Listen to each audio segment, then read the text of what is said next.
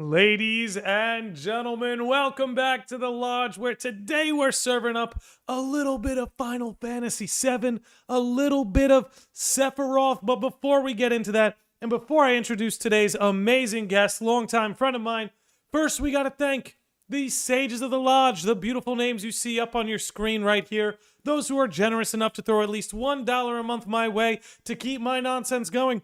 And if that interests you, and if you'd like to join this great list of names, you can drop into the description, become a YouTube channel member, click the link for the Anchor platform. Both will work. But again, all I ask is that you come and hang out.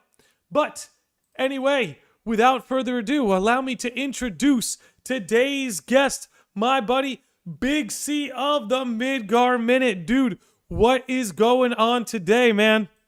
Hey, what's going on, man? I'm glad to be here. Glad to be back. Yeah, dude, it's good to have you back. You know, we were talking a little in the pre-roll. It's been about a year since your last appearance, but we would never know that because, you know, we're podcasting every couple of weeks or so on the Midgar Minute. So Yeah, time is relative. It's a flat circle, whatever you want to say. Whatever you want to say, you know, nobody's got it right at the end of the day. But anyway, dude, you know, we've often talked about, you know, Sephiroth being humanized in the Rebirth trilogy, and it's not anything that's relatively new because Crisis Core really did a lot of the legwork in making Sephiroth more than just a monster, kind of showing us who he was before all of that went down. You know, before the Nibelheim incident, before he lost his mind, before Jenova really stepped in. But it seems to me, it's kind of implied from a lot of these trailers that they're kind of going to take that humanization a step further. Again, I don't think we're going to end up with a Sephiroth redemption arc, but I do think they're working hard so that we don't see him as just a monster, even if that's who he is in the present moment. You know what I mean? Right. Yeah, no, absolutely. I agree. You know, Crisis Core was kind of the genesis of that sort of idea, right? Because everything before then was just like, oh, Sephiroth, he's the crazy guy with the big crazy sword, and he wants to, you know, ride the planet throughout the star system or whatever the hell he wants to do. But yeah, we are starting to see a little bit more of that, and I do hope that we see it. I mean, as far as we've gotten in like remake so far, there hasn't been a lot of that, and I don't think, like, I feel like if they are going to sort of make that turn a little bit, I feel like we'll start seeing that a little bit in Rebirth. And kind of, because now, like, I feel like remake, it was just all about reestablishing a lot of stuff and sort of being like, all right, this is our stage and whatever, and this is all our characters and everything, and it's great. And then they start throwing the curveballs like towards the end, mostly. I mean, it's kind of sprinkled throughout, but I feel like as far as everything else goes, everyone's sort of acting as you would expect them to, including Sephiroth. Even though he has these, I don't know what to even call them, godlike abilities now, you know, going through time and space and all these other things. So I think Rebirth will probably be our chance maybe to see some of that, at least a little bit more. Honestly, I feel like a lot of it might be until Genesis shows up, because I still feel like, because we recently just talked about Ever Crisis, and, you know, kind of positing the theory that like Genesis is like his, you know, confidant, right, and was kind of a, you know, probably a very like structurally important person in his life, and that when Genesis went cuckoo bananas and left Soldier, that's when Sephiroth also started to unravel, and then Angeal, you know, kind of just sped the process up a bit more.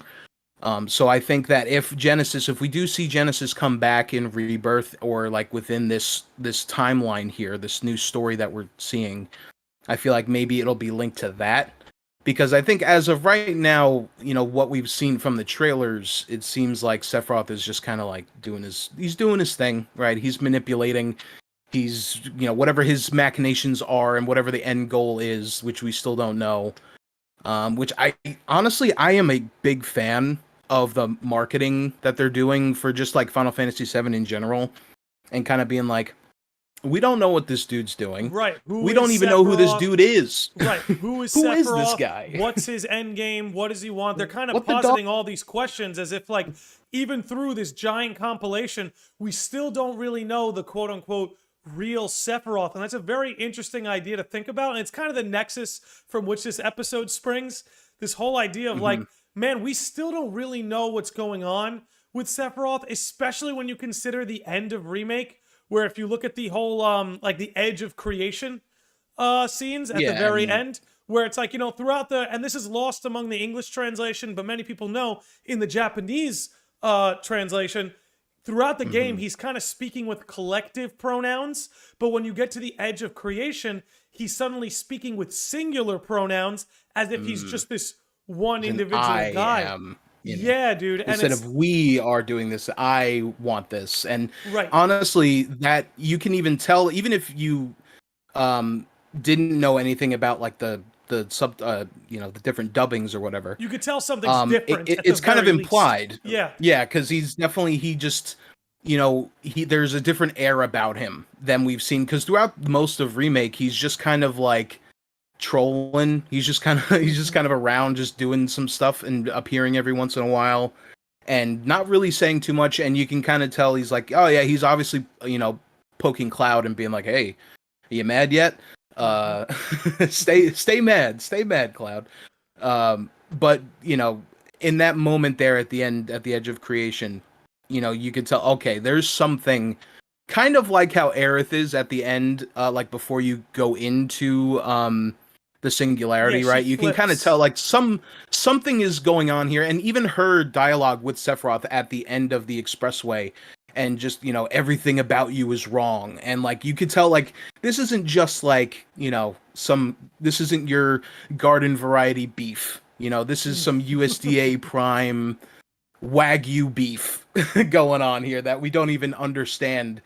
And who knows, maybe even Aerith doesn't understand, but she can feel it, you know, or maybe she's echoing, you know, the planet's will or something that is kind of just like, no, you're an affront to everything right now. And you know, you were already kind of bad to begin with in your regular form, but now whatever this is not, is just this wrong. is something else. Yeah.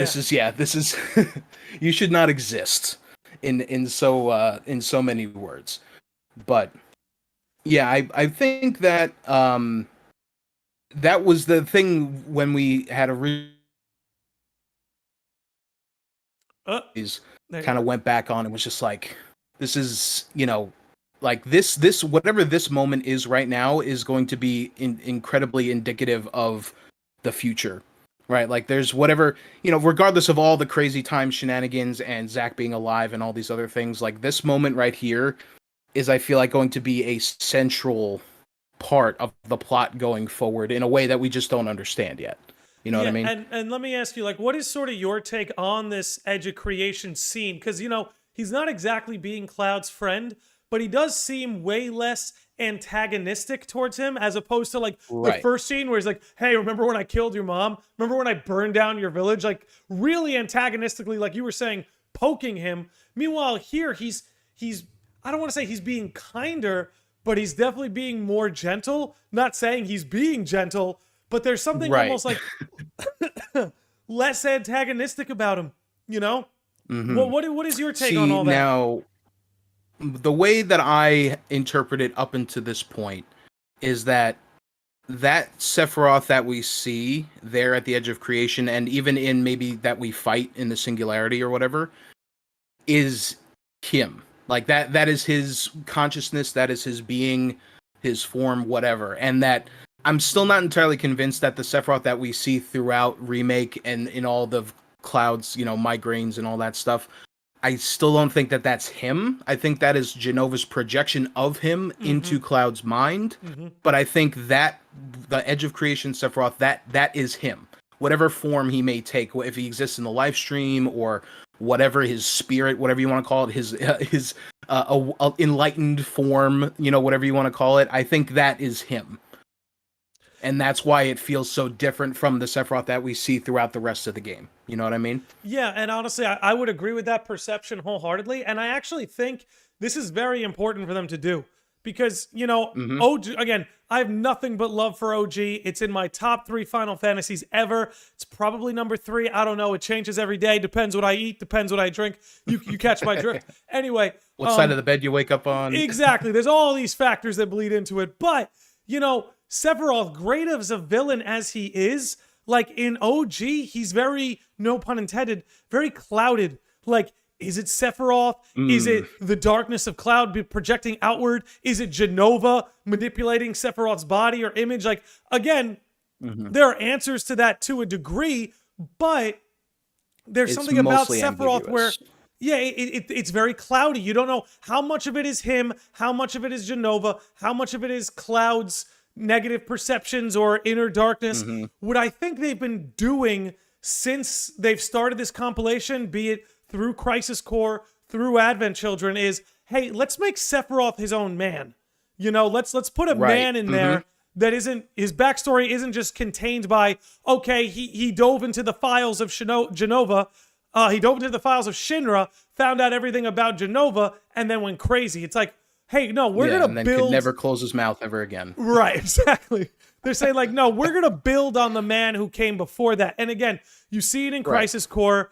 And now, honestly, what's crazy is everything with Ever Crisis and the first soldier scenario that's being written out seems to be leading to this idea as well. You know, you were talking about earlier in the episode already that Genesis was really like, you know, him, Genesis, and Angeal, you know, they were all a trio, they were friends, but it seems like Genesis was really like Sephiroth's closest friend. It's sort of implied in that great CGI cutscene where they do battle. Like Sephiroth and Genesis seemingly are on kind of like another level than Angeal. They're sort of like a Angel's brotherly, just kind like, of third wheeling it. yeah, a little bit of a third He's wheel. Genesis's friend from childhood. He's like, yeah, you know, I let him hang around. He's cool. Don't worry about him. But He legit, likes talking about there dumb seems, apples a lot. there seems to be a little extra connection between Genesis and Sephiroth, and then we see in that Ever Crisis trailer, who's he frantically like trying to call? He's trying to get in touch with Genesis, you know? Good old Gact himself. Good old Gact himself. But, you know, I think Sephiroth being the legendary villain he is, he deserves to be fleshed out more, and it's good to see that of course. It looks like so much of what's going on with this remake trilogy is actually about fleshing Sephiroth out more. You know, that's why they introduced him so early as opposed to OG. Right, and I think, and it's something that I've echoed on the Midgar Minute before, is that I feel like Sephiroth has always lacked that complexity, and I feel like for the time that OG had come out, that was fine, because that was just, you know, it was very run-of-the-mill sort of, you know, not to downplay how great OG FF7 was, but at the time it's just like, you don't need all that. You had all the other characters had their complexity and, you know, their depth and stuff. That was all kind of poured into the main cast, and Sephiroth was just sort of, you know, the guy that you had to beat, you know, the great evil that you have to defeat at the end. And I feel like at the time most people probably that was enough. That's fine. But I feel like as time has gone on and media has evolved and like our perception and taste in it has evolved as well, I feel like a lot of people now want that complexity out of characters, especially characters on the more, you know, like villainous side, right? Like, how many characters come out now that are villains they're complex and they have that texture and that depth to them, and then people end up loving them a lot more than even some of like the, you know, the quote unquote hero characters, you know? So I feel like that plays into it as well. And I'm not knocking anything against that. I love that. I love my characters to be very, you know, I want their motivations to make sense. I want them to not be two-dimensional, you know, so that's something that, you know, when I noticed that was happening with Sephiroth, I'm like, that is exactly what we needed. Yeah. And like you said, they have kind of tried to do that a little bit through Crisis Core, like slightly through Advent Children, and you know, now that we're sort of seeing how things are starting to intertwine and link together, you know, when we talked about like On the Way to a Smile and the Livestream White and Black stuff, you know, and interpreting that as Livestream Black being Sephiroth and his own, like, he's existing beyond this stuff. And I feel like they probably had plans to do more stuff with him back in the day, but maybe they didn't want to overdo it, or maybe I don't know if they didn't know exactly Well, which direction they wanted to go. So that when we consider, and again, something you and I have talked a lot about, that a lot of OG was compromised just because of tight deadlines. It's why characters like Yuffie and Vincent are optional as opposed to being mandatory when they had every reason to be mandatory. But a lot of what happened in OG was a compromised vision. It still came out beautiful. Don't get me wrong. It still came out near perfect, especially for the time. But again, a lot of the devs' vision was compromised. And I feel like part of that may have to do with Sephiroth, because there were a lot of things with Sephiroth that weren't, again, fully fleshed out that we're seeing now. I want to give a shout out to Max in the chat, who's kind of feeling our vibe here, who says, I think the difference between the OG and remake Sephiroth is that he will betray Jenova at some point, basically becoming his own will and creating his own new world. Which, again, I would actually personally love that. That, like... Yeah, and honestly, not to cut you off, but I mean, that kind of echoes what happens in Crisis Core too, right? Because up until that point, he's just he's a soldier, he's chilling in Shinra, it's whatever. And then he famously says in there, it's like, oh, you know, I may leave Shinra. I may give up on all this. And, you know, and then that was his first sort of step into becoming his own person, right? Making his own choice. Because you got to think that before then, Sephiroth probably was just like, you know, we made jokes when we were talking about before Crisis, and being like, President Shinra just has the Sephiroth button that he hits in his office when shit starts going crazy, or even the slightest inconvenience. And then he's like, oh, gotta hit the Sephiroth button. Just get him out. Yep, go over there and do that. And Sephiroth just, I don't know, he's like in a, release the Kraken in a chamber deal. or something. And then, he just sits in a featureless room, and then they press the button, and then he's like, all right, I gotta go to work, and does this thing, and then didn't even think about it. But all this stuff that happened with Genesis leaving and all these, the Nibelheim stuff, that was like, he probably never really, at least as far as we know, didn't really even think about a lot of his purpose or whatever, because everything was sort of provided for him. It's like, all right, you were bred for this specific purpose. And, I would assume that, he would think, oh, okay, yeah, I was bred to be a badass, soldier. And that's it. It probably helped that he had like gifted abilities for it, so it kind of reinforced and the no idea. one else could touch him skill wise. So he's just like, he's at the top of the food chain, and you got to think, he's been up there for a while.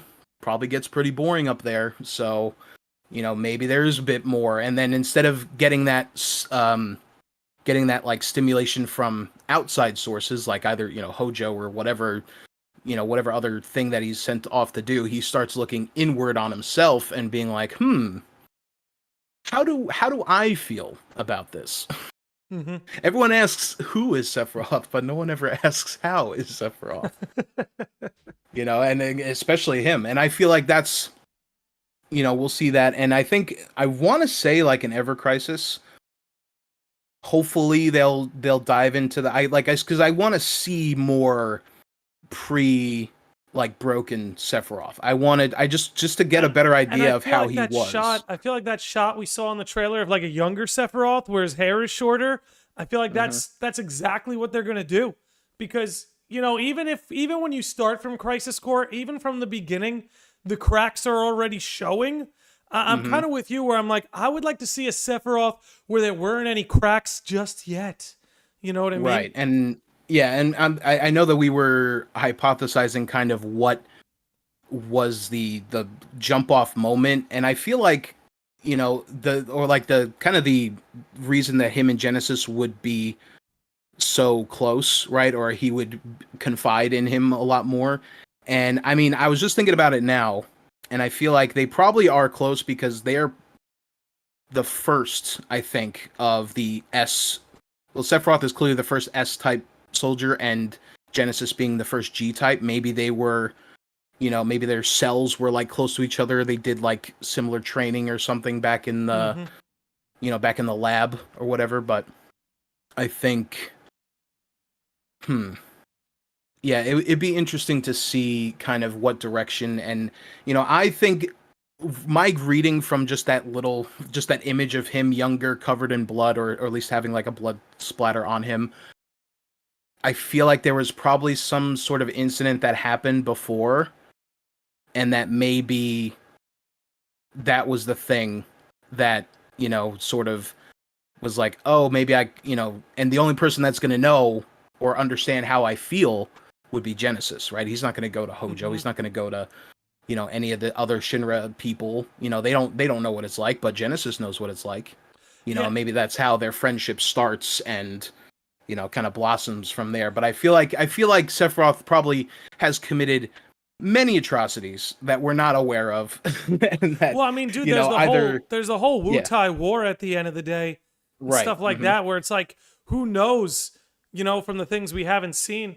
But, I think the idea of bringing Sephiroth and Genesis closer together, whether you're going to reintroduce Genesis or not, is important because, again, the first thing, at least through Crisis Core, the thing that really got Sephiroth spinning was when he desperately wanted to be the donor for Genesis when he got injured, and they were like, Right. "No, you can't be the You're donor." not compatible. Yeah, and then that's kind of what started everything. He's like, "Why not?" You know what I mean? Mhm. Why Yeah, not? we're both soldiers, Yeah, you know. exactly. Yeah. And then Genesis is obviously the one who pushes him over the edge, kind of pre-Nibelheim. I have my own personal feelings about that. I know you do too, but Yeah, that kind of and stuff it's can be funny. further reinforced by just bringing these two characters closer together. Again, regardless of whether or not you're going to reintroduce Genesis or not, because he's part of Sephiroth's story no matter what. He's integral to it, I would say at this point. And I feel like I used to have the opinion that I did not like how Genesis was the one to push him sort of over the edge, in that one of my favorite scenes from Crisis Core when, Sephiroth is looking at his hands and is like, am I this? Am I a monster? Am I better than this or more than this? And Genesis is like, nah, you're not. You were bred to be a monster, blah, blah, blah. And at the time, like, I did not enjoy that. But I think with all the context that we have now, I am beginning to appreciate it just a little bit more. I'm still not like a huge fan of it because Genesis in general as a character is kind of like he is such a weird oddity. Incomplete. He's incomplete. He stands out so much among all the other characters in this entire story, and it's just like they put so much emphasis on him, and it was just like, all right, cool. Where is that going to take us? And they just were like, I don't know. Yeah, He'll have a cameo at the end of Dirge. You'll have to wait and see. By the way, he's the last canonical shot of the compilation at the end of Dirge, but you're just gonna have to wait for us to elaborate on that. But that's again until whenever. Well, that's again why I think like you have to bring him back because again, even though like he is integral, his personal arc is incomplete. He's like halfway through a character arc. That's why they cut him off. They cut him off halfway through. You got to bring him back not just for himself, but again. It will help Sephiroth's character too if you can build upon the two of them together a little bit more. And just to go back to Max's take earlier about Max from the chat, by the way, not Maximilian, dude, just for those who may be watching and don't see the live chat if you're watching this back. But I actually love the idea of Sephiroth trying to break free of Jenova's will because you might be able to work a situation where Cloud and Sephiroth do need to work together. Like, just like kind of imagine this for a minute. One, giving Cloud and Sephiroth the same like end goal of breaking from Jenova's will. Already, I absolutely love because it doesn't mean they're friends now. They're still mortal enemies. They just have a common enemy. But they just have this one common thread. And you could almost create this scenario where it's like, hey, we have to break out of Jenova's will. But by breaking Jenova, all we're doing is creating a more powerful Sephiroth. But they almost will have no choice. It's like the same thing with how Remake ended, where it's like, hey, we have to break off from Fate, but by doing that, we're just empowering Sephiroth, but he's kind of got us in this checkmate here where we don't really have a choice. Like, we kind of don't, what other moves do we have, right? It's like we break off Jenova from Sephiroth and like, okay, that's good. We defeated one, and then we'll just have to beat up Sephiroth again after, probably. That would be my guess, is that he's going to, he'd be like, yes, I'm fully, unbound from the chains of whatever, and now I'm at my fullest potential, and but I can see that, and honestly, I like that. I like that idea. And I want to rebuttal it, just to be fair. Sephiroth, he's kind of got a Freud thing going on. He's a little obsessed with his mother, Jenova. you know, his mother, let's take back the planet together, all of that, right? We would also need an explanation of, okay, now why does he suddenly want to break free of Jenova? When he went on this whole speech, you're this planet is your birthright, you're its rightful owner, and they took it from you, mother. We're also going to need that too, if they were to go that route. I think for me, the way that I can kind of navigate that is like, well, Sephiroth went through all this stuff, he did all these things, and then he lost. Like, bad. Multiple times, I might add. So I feel like maybe he put all of everything into trusting Jenova or whatever. He gave himself over to Jenova in the hopes that, you know, he would find something, and maybe he didn't find that. And that's why we're seeing that, like, this now is him being like, oh, like, I tossed all my eggs into the Jenova basket before, and they all, like, I lost all those eggs. So why don't I make my own basket? Fuck Jenova, and just do what I think I should do, and whatever that is, whatever the ends are for him, which still is mostly ambiguous at this point. You know, it's still like, a relative mystery. I mean, I think if I were to take what he's saying in plain English, it seems like he's pursuing immortality of some sort. What that looks like, I don't know. Does it mean he's one with like the life stream? What is the path to get to that? Yeah. Right, but like in Edge of Creation, he's like, you know, he's saying like, I will not end, nor will I have you end. And again, we could talk about how maybe he needs Cloud to kind of project him into reality in one way or another. Again, Jenova allows that sort of manipulation of reality. And with the Jenova cells in Cloud, it's clear Sephiroth can use that to his advantage. But I want to jump back. And I was just going to say real quick, as we know from the live stream White and Black stuff, is that they, or even as far back as Advent Children, really, is that once you're in the live stream, once you're a part of it, you're kind of always a part of it. And that is not just like, and as we are now starting to see, is that the live stream may expand. It is not being shackled by time, right? So like, you exist, like, even if you entered it, you know, thousands of years ago, as long as the live stream exists, like, you will exist within it somehow. And then I believe, was it also from the live stream White and Black stuff where we got the idea of you know, like, the memory, right? Like, the memory is the thing that is kind of keeping Sephiroth alive. And anyone, like, theoretically, like, if you think about someone for, like, I don't know, hard enough or long enough, I don't know, like, you can sort of will them back into existence somehow. And that, I feel like we're working on a theory of, like, that's what Sephiroth is trying to do.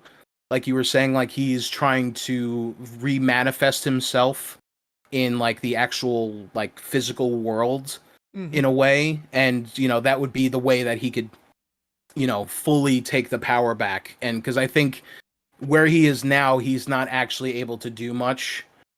And obviously, like, the versions of him that we see, I still think are projections from Jenova, and that Jenova's really kind of piloting this whole thing. And it's like a kind of like a three-way struggle between Aerith, Sephiroth, and Jenova. And then I guess to, like, maybe a lesser four-way split with, like, Cloud and everyone else, right?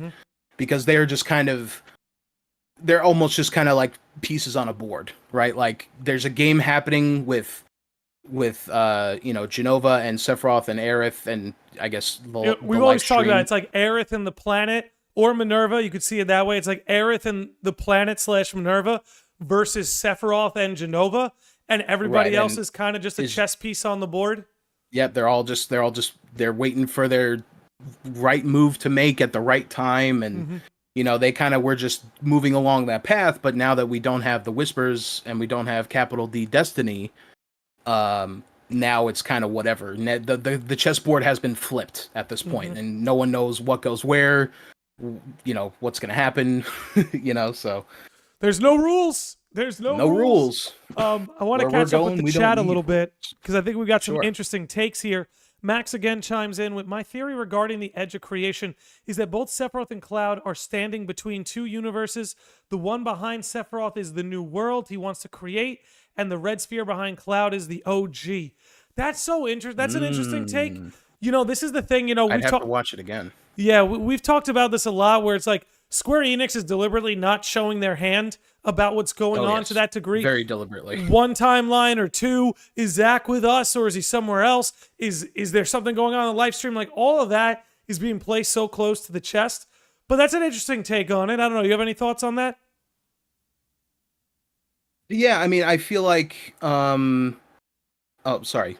Could you just repeat the question again? Sorry, I got. Oh, it's going into what Max was saying about whether, like, that Sephiroth is standing in front of, like, one universe and Cloud behind him is another. That the timeline has essentially been split, and that Sephiroth is advocating for new timeline, Cloud in a sense advocating for OG timeline.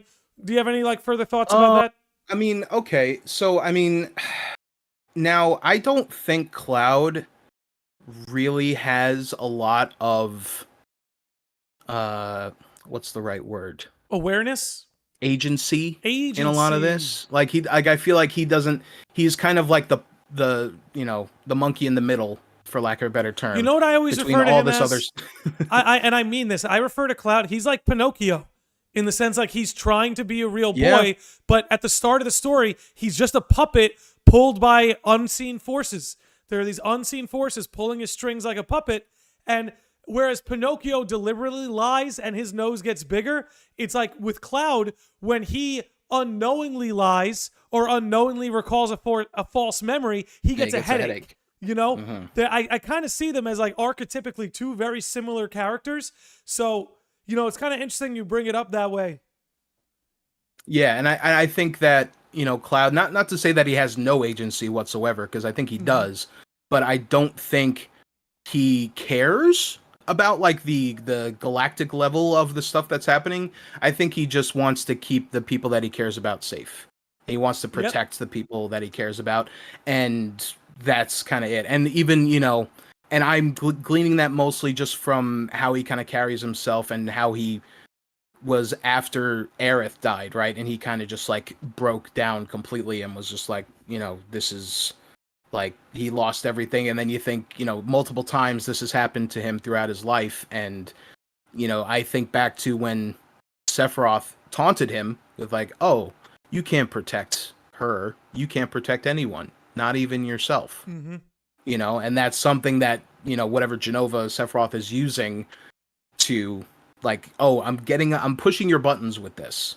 I feel like that was something that was very much a targeted thing of, like, oh, you can't protect anyone, right? And then if you think about it, Cloud's whole deal was that he wanted to be, a soldier like Sephiroth. Well, and, remember his promise come to Tifa. back and it all comes down to that promise. Protect Tifa. And then if you remember some of the other, I think it's before you fight the Airbuster in Remake, and, Tifa's like, I'm sick of this. I'm sick of all of this. And then Cloud remembers Nibelheim and is like, it's just like that time when I failed you, right? So I'm thinking that Cloud is very much insecure about his ability to protect people. And you know what? Rightfully so, because he couldn't protect Zack, he couldn't protect his mom, he couldn't protect Tifa, couldn't protect Aerith, right? Or at least in terms of OG, which, current, like, remake Cloud is like subconsciously aware of, I guess, because he sees the flashes of her death, right? So he doesn't quite know what that means, but maybe he does. I don't know. Maybe he does, kind of like how Aerith, and we're not entirely sure how much she knows what's going on. Like, maybe she can kind of infer things.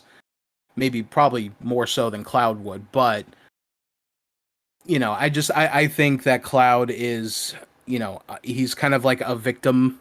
He's an unfortunate bystander in a lot of this. He was just like a kid with a dream. Yeah, and it's just like you're literally at the wrong place at the wrong time. Like, I still remember in Crisis Core when you're going to Nibelheim and then Cloud's like, "Oh, fuck, I'm not ready. I'm not ready for this right now, man. I'm not trying to go I'm back. not where I promised I would be, and I would be everyone will point and laugh at me if I go back now." So I And, fortunately for him, no one was able to point and laugh at him because they all died. So, woof. Man, Dodge all the my bullet, people out man. there with social anxiety know how good that feeling is, right? Like, woo, man, I won't have to I won't have to go through all that. It's probably that same feeling of like when you made plans, but then you get to the day of the plans and you really And you're don't like, want to I don't go want to do anymore. this. But then Yeah, those and then they plans get cancel. canceled and you're And just you're like, like, oh, oh fuck, oh, yes. Oh, I that's didn't even have amazing. to be the asshole who said I can't make it. The plans canceled themselves. But jokes aside, I want to jump Yeah. into Lindsey Brown's message here, which is something I've been thinking about a little bit lately. She says, "Are there gonna be two Sephiroths? Two, the future one and the present day." So That's an interesting this is question. what I've been thinking about, right? Is like, Fascinating. so we have this Sephiroth that is being projected in front of Cloud, around Cloud. Then we have, remember, we have a Sephiroth body still in the Northern The Northern Crater. Crater, yep. And then we have Sephiroth at the edge of creation. So I don't know where else to take that idea, but I wouldn't be surprised.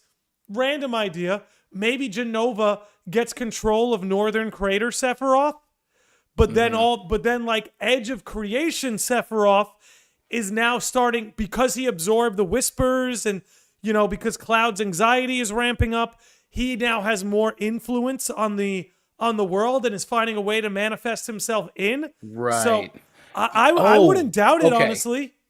You know what? I think this is a possibility of what might happen. Edge of Creation Sephiroth is going to get more powerful through whatever means we're not quite sure yet.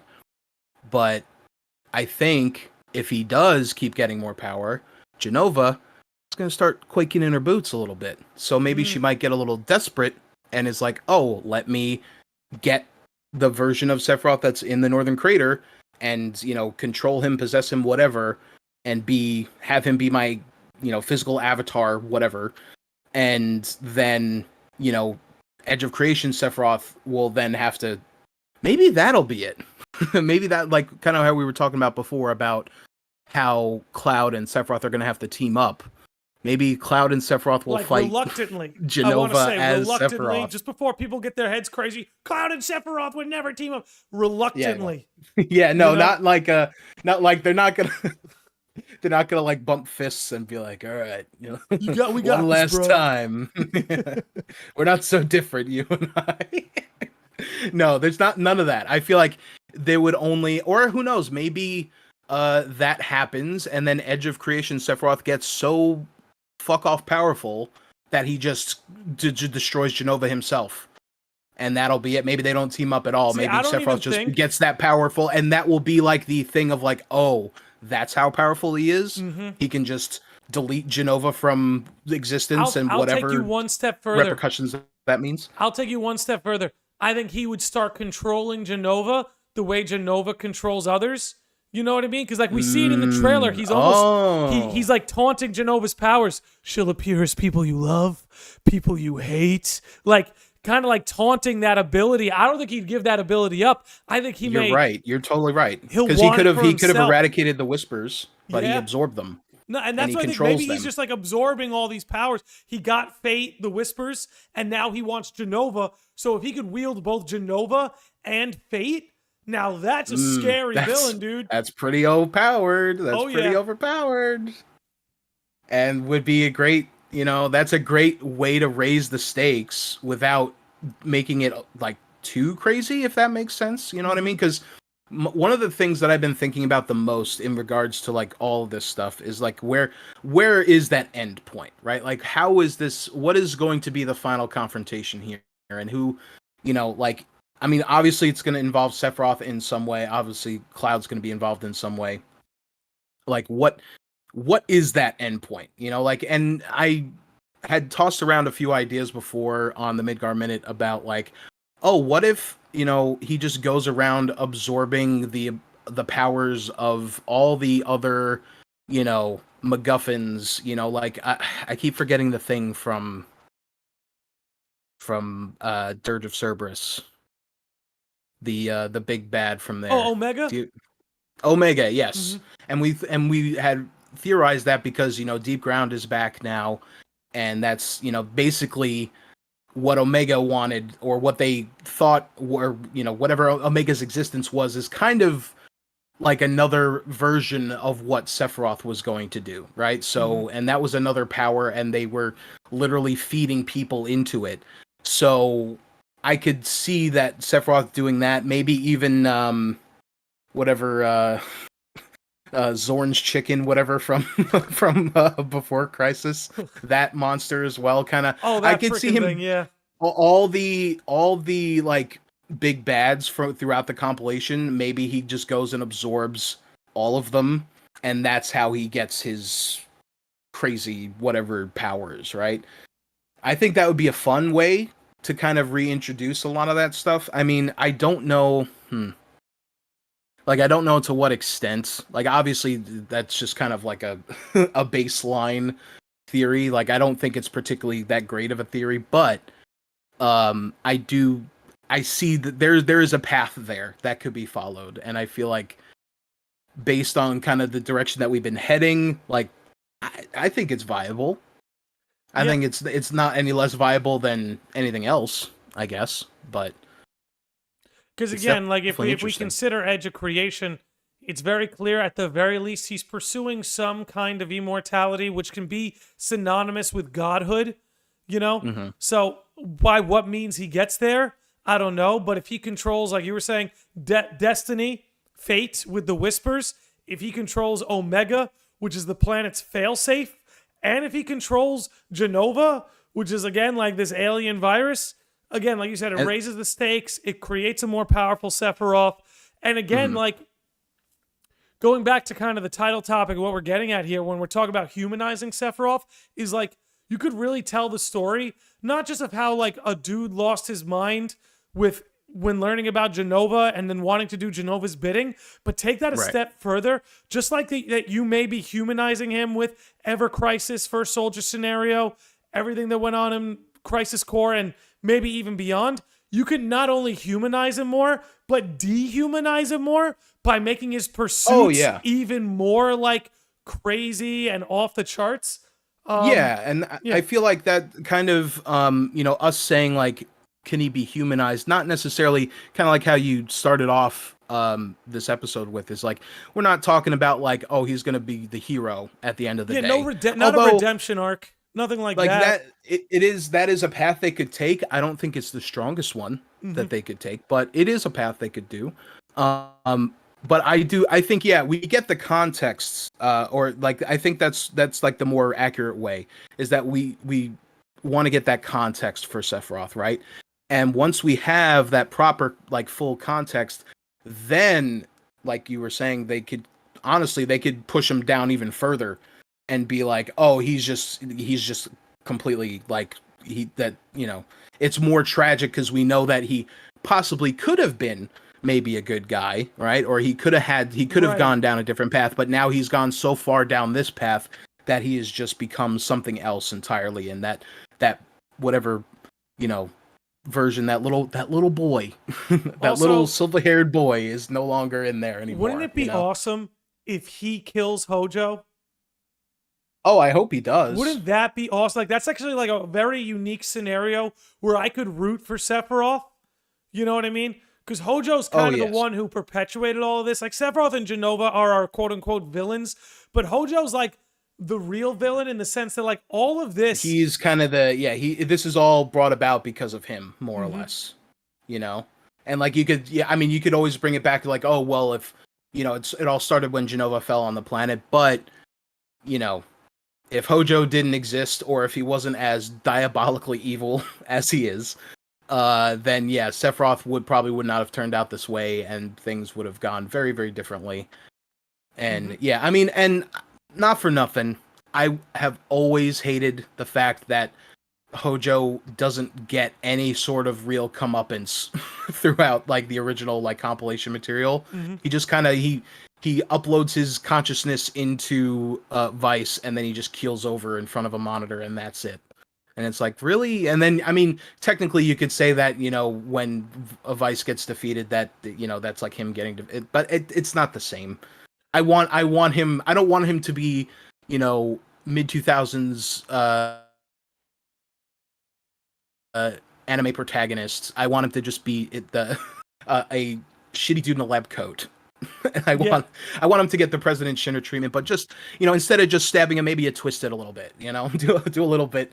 Although part of me also thinks that Hojo would love that though. He seems like he's that twisted, like he could be like, ah, yes, fascinating. My body's getting ripped asunder by Sephiroth, who's supposed to be dead? Question mark. And now he's, kind of like when he's getting carried away by the whispers, and he's like, "Oh, what is this phenomenon?" Like he strikes me as that kind of dude that would be like, "Oh yes, the possibilities of all this." As his guts are lying all over the floor, and you're like, "Oh yes, I never thought about it like this before."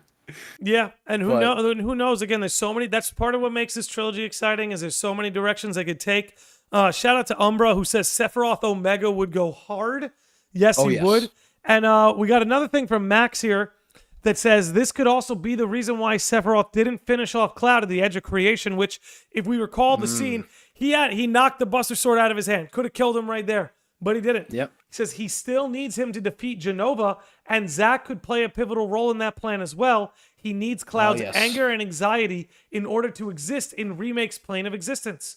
Once the planet notices that Sephiroth is messing with time, it summons the Whispers. Yeah. Yes, and I feel like honestly, poor Zack. He doesn't have a place in any of this conversation. But The dude got I to think die a Zack, hero, and now he's being dragged right back like, into I'm it. back. I died peacefully, and now I'm back. The dude's died with a smile on his face, and now we're just gonna drag him back into an apocalypse. Yeah, just to have him go through more possible heartbreak, possibly. But I mean, obviously, Zack is going to be pivotal in whatever does occur, because they would not in a million years have brought him back unless they were going to do something good with him. I refuse to believe that they would bring back Zack just to be like, hey guys, we know you like this guy a lot. Look how good he looks. I think it's all about reunions. I really do. I think I think Sephiroth whispering the reunion. Obviously, he has his own meaning for it, but I really think that we're like panning towards like a big reunion, like Zack Aerith reunion, Zack Cloud reunion, Genesis Sephiroth reunion, stuff like that. Here. By the way, Big old family reunion. Big shout out to my man Yosuke, Sage of the Lodge, who has joined us. Max says Sephiroth talking about Jenova in the Rebirth trailer acts completely different than in the OG. In OG, during that moment in the boat, was basically just Jenova using Sephiroth's body. Yeah, it's definitely That's a what departure. I'm saying. Yeah. That's what I'm saying. It's that most of the ones, and I don't know if specifically that one, I would assume since we're fighting Jenova in there, that would be his own thing. But maybe, who knows? Maybe that is, other Edge of Creation Sephiroth kind of, because I feel like if everything that we've set up until this point is true, then he's going to start materializing himself more and more, probably. Like, it's not just going to be like he's going to be floating around in the ether and then he's just going to pop into existence one day and be like, oh, I absorbed everything. Here I am. Like, I can totally see them kind of like how they've been doing it, like kind of just dotting it out, laying the seeds down kind of across Rebirth, right? Like, he's going to show up, like, and then maybe Cloud will not know at a certain point. Maybe he'll, because I don't even know if Cloud, would understand that there are two Sephiroths, right? Like, I don't know if he could necessarily wrap his mind around that at this point. So he's already, like, his mental health is already plummeting as it is. But now if the idea of that there are two Sephiroths and they're both saying different things to him, like, imagine how fucked up that's going to make him, And to bring it back to what Max had said before about him keeping Cloud alive, he absolutely does. Because I feel like no one else has that strong enough of a emotional, I guess maybe Tifa, right? Tifa, you could argue, has that, like, that emotional connection, not saying like in a positive emotional way, obviously, but like they have that, emotions, it seems like, and the memories that are associated and tied to those emotions are so strong that keeps him going. And obviously, like, and maybe he needs Cloud, maybe he's gonna try and turn Cloud like he did in OG and like the whole thing, right? Maybe, but I still feel like that's gonna be a Jenova play and not necessarily a Sephiroth play. because yeah, like you said, he could have killed Cloud a dozen times over at this point. And so could Jenova, Dude, knowing all this stuff. and this is something we've talked about, where it's like, not only that, man, he could have killed Aerith right in the beginning of the game, where, dude, he literally Had his hand freezes on her, her. touches her shoulder, she's frozen. So, you almost have to ask, why is, be it Jenova, be it Sephiroth, why is the party being deliberately left alive? Now, my mind immediately goes to, well, they want to get Sephiroth out of the northern crater. You know what I mean? Mm-hmm. But again, considering this is like a second lap, quote unquote, it just makes you wonder if there's anything else at play here. You know what I mean? Right. And then, yeah, you think about, like, there's certain other things that I'm not sure how much to attribute to them being like red herrings, or they're like trying to mislead us, or kind of be like, oh, look at this, like, because I think about Barrett getting stabbed, right? And like what possible point could there have been to that, right? Other than, I feel like that maybe could, that would obviously upset Cloud and everyone else. Can I give you my take? Sure. So from the beginning, Sephiroth, like from chapter 2, his thesis to Cloud is, you are too weak to save anyone. And you see those taunts, right? Where he freezes Aerith, or when he goes into that vision in the Shinra machine, stabs Barrett, stabs Tifa, just taunting him constantly. Like, you can't do anything to stop me. And then, like, as right, if he yeah, needed to okay, see that's it him again, flexing, basically. It's all a flex. Or Jenova flexing. Or Jenova flexing. Whoever it may be at the end of the day. Being like, you don't have any power here. I do. Yeah. Although like, technically, I can take Barrett away from you in a second. In a second. Don't think I won't and then do it to technically Tifa. they didn't even have that, because then the whispers still existed and we're like, oh yeah, no, he's fine. Don't worry about it. But now, yeah, it's... But it now was weird. It's like a that's weird what's flex. scary, right? Is now the whispers are gone. So if Sephiroth wants to flex again, there's no going back. There's gonna be some disastrous flexing going on. There's gonna be some. You gotta shield your eyes from all this flexing that's going on. All this potential flexing. No, I absolutely agree. That probably is just like, oh yeah, hey, it's a vibe check. Like, oh yeah, we could rock your shit at any time. We're just choosing not to, because that's how truly powerful I am, either whether that be Jenova or Sephiroth, whoever, right? And then, thinking about also that whole sequence in Sector 1 at the beginning, and the confrontation between Cloud and Sephiroth in that alleyway. He's like, hold on to that hatred, right? So that is absolutely, like, there's something, his hatred of Sephiroth is... And honestly, you know what? Now I'm thinking about it, because of the idea of like them, being two separate entities. Like the one that we see with Aerith, right? That is, I think, would be Jenova, right? A Jenova projection, right? And that the Sephiroth that Cloud sees in the alleyway is the Edge of Creation Sephiroth. And I think that I would have to go back, because it's been a little bit, but I would have to go back and kind of reevaluate. Let me challenge that a little bit. I think maybe what we may be seeing is the Sephiroth that projects onto a Sephiroth clone is Jenova, and maybe one that manifests just from Cloud's memory, that could be Edge of Creation. Right. Yeah, I think that that sounds right. I feel like that would be, and then I'm again trying to think of all the different instances, right, of them both appearing and being like, yeah, they're. If you go back far enough, you can kind of tell, at least from my memory, I feel like you could tell there's a little bit of. It's not like a drastic difference, right? Like, because obviously they want to bury the lead a little bit and not, like you said, show their hand, but I think maybe given enough context clues from what we've seen now, maybe. That's why I'm so interested to go back and play Remake, because I haven't touched it since it came out. But going into that and seeing all this with new extra added context and different ideas in our heads and just different perspectives, right?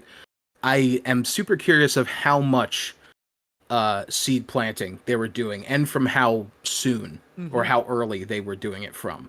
Like, because I 100% can see that, like, they obviously every part of this is being meticulously handcrafted, right? Mm-hmm. Every little tiny detail and every little aspect of it is being, we're being shown different things in certain orders and, presented it in certain ways and packaged in certain different ways for specific reasons to kind of lead us down a certain path of thinking, right?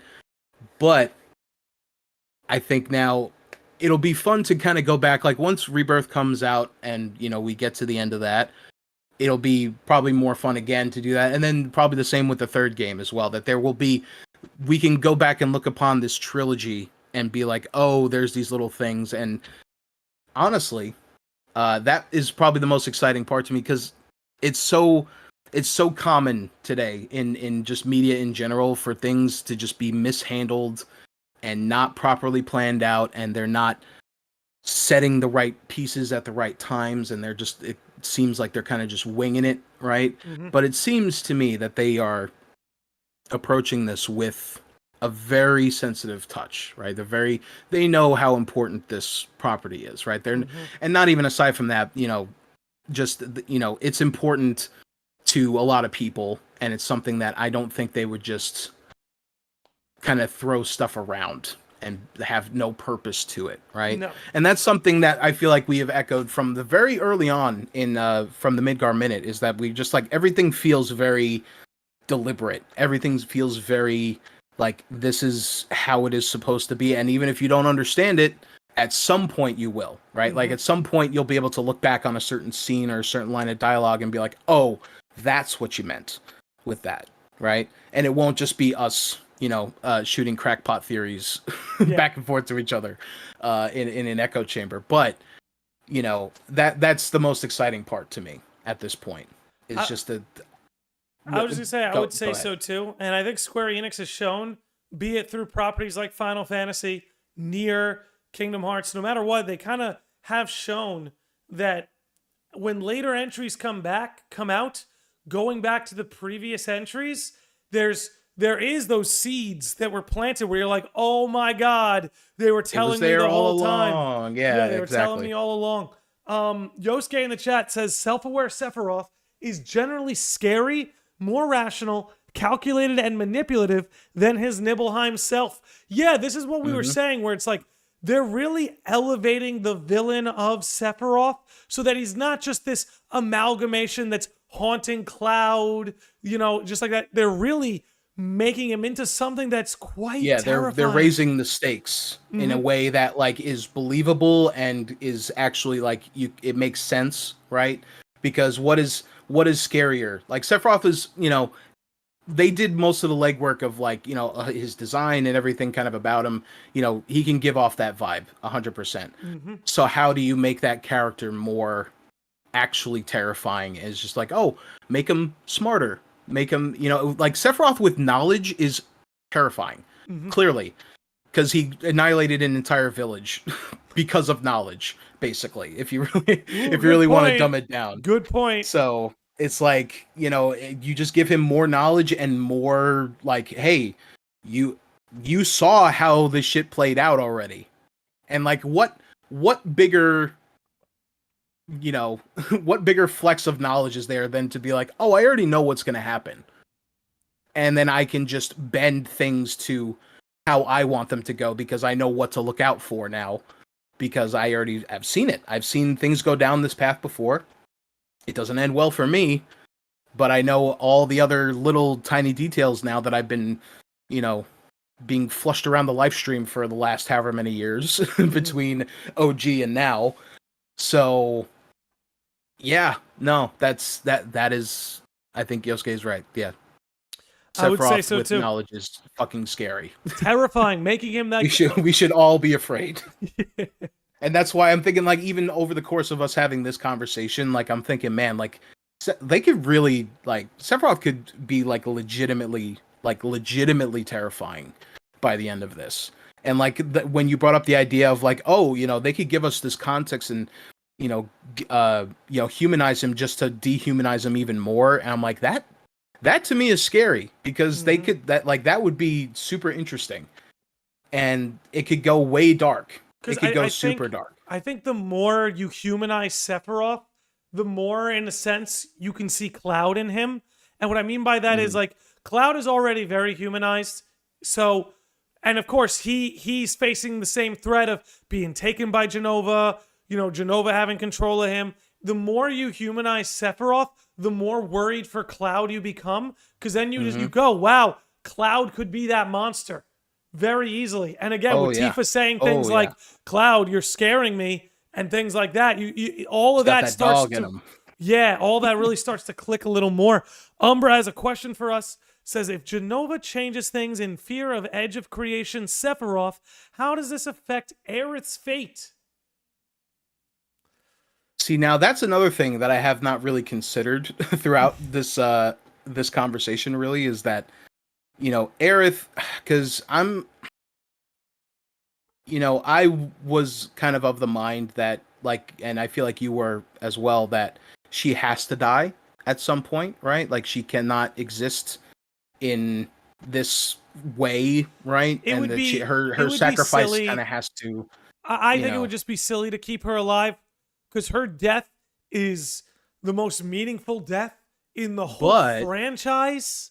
but Zack is also alive now, so Well, he's got to go too. Okay? They all can have right, their yeah, hero okay. moments. You can change the It way they doesn't go. matter who you keep alive. It doesn't matter who you bring back. As long as the scales are leveled at the end of the whole thing, it doesn't matter.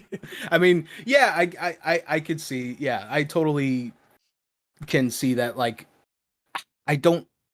I don't think she's gonna die in the same place. Like, I think No, she if dies in a self-sacrificial manner, and I feel that way about Zack, where instead of Aerith getting blindsided and stabbed through the back, and instead of Zack being gunned down by the very corporation he was working for, instead the two of them can have more heroic death moments where maybe the right, two of them work together in unison, have this self-sacrificing moment that either guarantees victory for the cast or gives them the upper hand leading into the final battle. Anything like that, right, I think could really work. and I think with all this talk of Sephiroth gaining all this extra power, they're probably gonna need it because much like Yeah, how I kind of floated the idea of Sephiroth absorbing all of all the big bads of the world, right?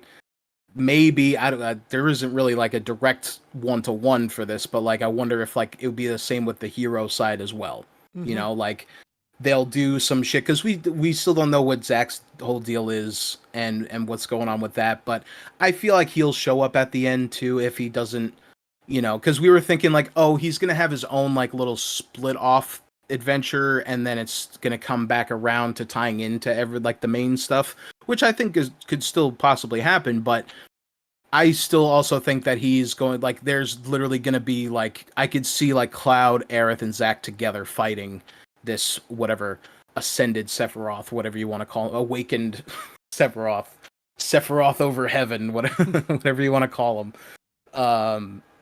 Because I think there's very much like they're all the like these four characters in particular are very much like extraneously linked between each other, right? Like there's so much interweaving there that I feel like there has to be something like the resolution has to involve all four of them somehow, right? Like they all have to kind of come together and something, don't know what, something is going to happen. And I think maybe that will be, the thing, right? And kind of like I agree with what you said that I feel like it will be more of a, a thing because like Aerith's like you said, Aerith's death was very sort of it was she got stabbed from behind, kind of whatever, and then Zack ultimately kind of died for nothing, right? As depressing as it is, that's kind of like I well, mean he he saved died to Cloud, keep right? Cloud alive. Like that's kind of Right. how I interpret that. But yeah, it was just very I don't know the way that it was all sort of like oh okay like it just happened and it was over and it didn't really amount to much It no didn't shade outright against Zack. I solve a love problem.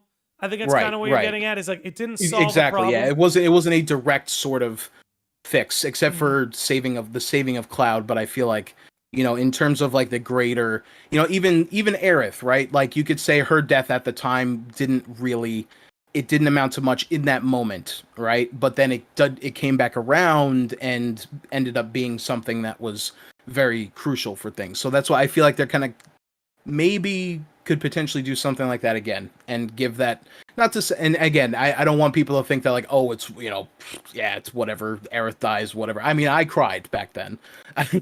I still every once in a while will watch it and be like, and then obviously when I watch the end of Crisis Core, I'm a fucking mess. But I don't know, like you said, like we're bringing back Zack. Aerith has got all this extra knowledge or whatever. Like they have to give them something, right? And it's not just going to be like, because Cloud is the protagonist, right? Like at the end of the day, he is the protagonist of the story. But I could also say that like Zack and Aerith and even Sephiroth are like co-protagonists, right? In the greater story of FF7, right? Because you think about it, one of if not all four of those characters are involved in this entire story, like they're pivotal.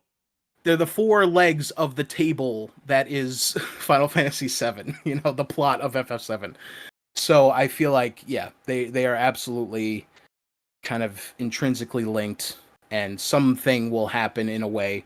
I mean, would I be happy if they didn't? Like if Aerith didn't die and she lived?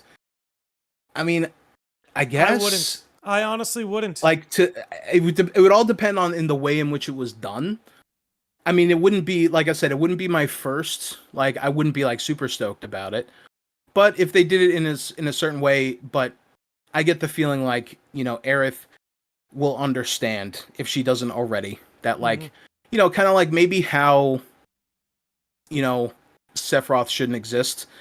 Not saying that she shouldn't exist, but she knows that her place is, as like part of the live stream, right? Or whatever. Like I feel like she knows that like deep down that like she has a higher calling than just being, the local florist. Right. As nice as it is, and as what was the saying, Midgar full of flowers, wallets full of cash. Like it's great and it's sweet, and I would love to see Aerith and Zack like reunite and have this whole thing and have a bajillion babies together. I think you're probably right, and that it's like, no, I think they will give more meaning to their deaths this time around than there was in their original deaths, if that makes sense. Yeah, I not casting shade on their original deaths. Right, and I think for the most part, with this remake trilogy, the endpoints are all going to be pretty much the same. It's how we reach those endpoints that are going to change. My boy Ill-Fitting Trousers in the chat says, if Aerith and Zack don't die, I think the scales have to tip towards Cloud and Tifa dying, which I don't see that happening. But I will say they're going to dangle that in front of you. That will be dangled in front of you. Like, hey, because I will say this, and I see it. If Square probably knows it. People love Tifa so much that if you even bring up the prospect of her dying on her head, dude, people get upset. People get upset. I made videos on it where I'm like, hey, if Sephiroth really is on his second lap, he's going to want to target Tifa because, again, Tifa's the one who can rebuild Cloud. And if Sephiroth wants a broken Cloud, he needs to get Tifa out of the way. And I bring that up, and people come for me like I'm the one putting up wanted posters with Tifa's face on them. I'm like, I want this to happen. No, I'm not saying I want it to happen or that it even will. It's a possibility. It's a very high possibility considering the trailer we just got not that long ago. But again, I think Tifa is probably the least likely cast member to die. But if you don't think they're not gonna threaten you with that. Yeah, they're not.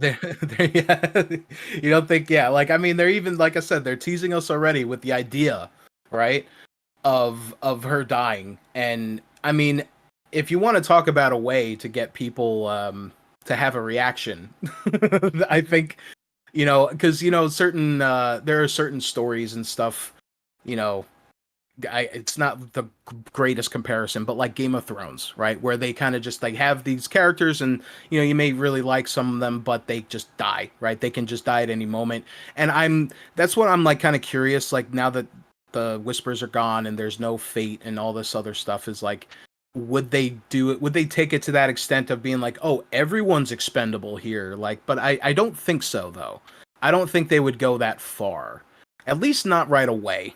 I have no idea, like, because at this point, you know, I'm theorizing about stuff that would probably be in like the third game, and like, we have no basis for what the hell that's even going to look like. So I can't really say one way or the other. But I mean, I think your theory is logically sound. I think that, not that I want, because I am. You ask anybody, I'm the biggest Tifa stan around, but. You're definitely in the running, dude.